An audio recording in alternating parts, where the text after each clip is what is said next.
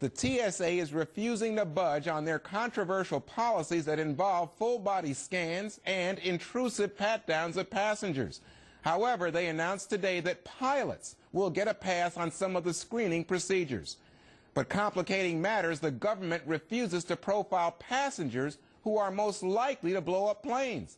Many Americans don't think grandma and little kids are a threat to passenger safety, but the feds apparently disagree. In the Fridays with Geraldo segment, how does Mr. Rivera feel about the TSA screenings and pat-downs? Here now, a fully clothed, untouched Geraldo Rivera. You're not going to feel me up before we start here, right? No. No. We're friendly, but, you know, let's keep it that close. Yeah, exactly. Now, let me ask you. Everybody knows your face. Everybody knows Geraldo Rivera. So what happens when you go through? They say, "Hi, Geraldo," and then proceed to give me the most invasive, insulting, intrusive body pat down. Geraldo, you know the drill. And the worst thing is, I have a titanium full knee replacement, Juan.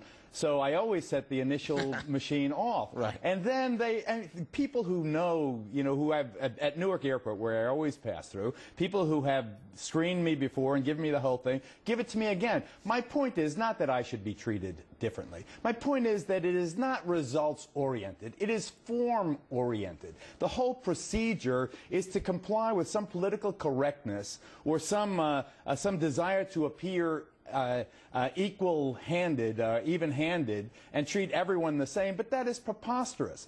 Even the administrator, Pistol is his name? Pistol. Right? Pistol. He points out the Yemen ink cartridges. They were not detected by surveillance machinery. They were detected by intelligence. Yeah, That's the way El Al and the Israelis stop hijackers. They do it with intelligence. They do it with subjective screening. You don't treat grandma from Bensonhurst the same way you treat the kid who just got off the one-way ticket from Yemen. I'm sorry, but you don't. It's not racial profiling. It's criminal profiling, which is legal in this country. It doesn't violate the Fourth Amendment. It is something that has to happen because this system is going to collapse on its own weight. It is absolutely intrusive. So, I have a suggestion. Wait, hold on. Before your suggestion, so therefore you're saying you would support the idea of everybody saying, you know what, I've had enough, I want the pat-down, and just backing up the system for Thanksgiving? Well, I'm not sure that I would do that or boycott or anything, but here is what I think is the plan. Now, what Pistol did not say, and has just now been breaking in the news, is that they're going to give airline crews a pass. Okay. The pilots and the flight attendants are going to get a pass. In other words, they're going to go on a fast-track line. They're going to get.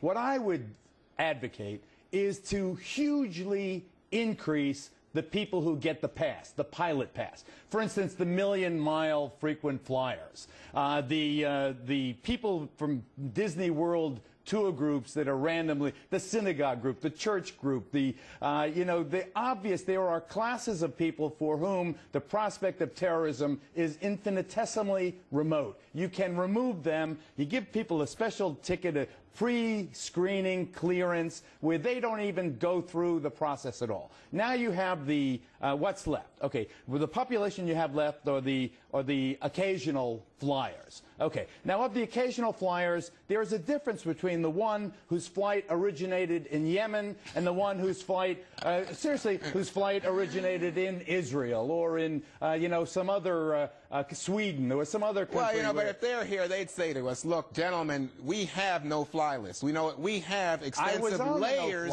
Is that okay? We have layers of checks, so that's nothing new. And it sounds to me like you're saying, Geraldo, Juan, you guys don't have to get checked, but everybody else has to get checked. You have a stop and frisk law here in New York, where it is greatly credited with cutting down violent crime, particularly street crime. Right. Who is most impacted by stop and frisk? It's the black and brown youngsters. It's the people from the marginal social economic groups and neighborhoods. But that's where the crime is. That is the way real world operates. It's not, yes, I am offended. I'm offended like during the drug war when my mustache made me the person who was targeted. I think that you have to have subjective, intelligent, reasonable approaches to stopping terrorism in the new era, because if we don't, as we go forward in this new war, if you concede that there is a conflict between radical Islam and the West, this is a conflict in its beginning stages. It's a decade old. But it has 100 years to run. And you know what that stop and frisk that everybody complained about? Let me tell you, it made life better in minority communities. It certainly did.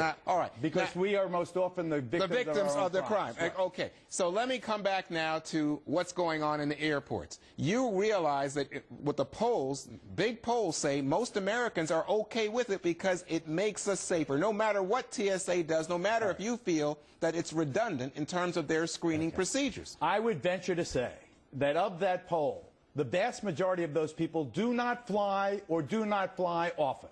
The poll should have only been conducted among people who fly or for whom commercial aviation is a fact of their life, because that is the population who is made miserable by this blunderbuss approach that has very little connection to the war on terror. Is this going to hurt Obama? Well, I think that in the current partisan climate, anything negative against any of his administrators is an attack on him, perceived by his supporters as an attack on him, and by his enemies as a just criticism of an incompetent administration. Well, here we go. Geraldo, thanks so much for coming in.